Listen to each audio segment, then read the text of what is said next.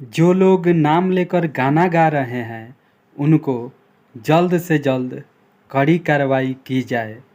और मैं चाहूँगा कि अभी जितने भी सुपरस्टार खेसारी लाल यादव के सपोर्ट में जैसे आए हैं, वैसा ही डिम्पल, पायल, काजल, दिशा और भी कई सारी लड़कियों का नाम है जो हमारे और आपके समाज में भी इस नाम की लड़कियां हो सकती है, जिस पे गाना गाया जा रहा है और उस पे कोई लाइव नहीं आ रहा है और कोई सपोर्ट में नहीं आ रहा है और किसी को मुंह उठाने की हिम्मत नहीं है कि इस नाम की लड़कियां भी है इस दुनिया में, इस पे गाना मत गाओ।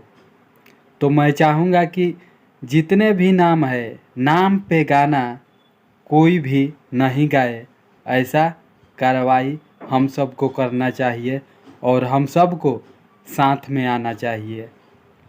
जी हाँ, आप सबका क्या राय है हमें कमेंट बॉक्स में ज़रूर बताइएगा। धन्यवाद।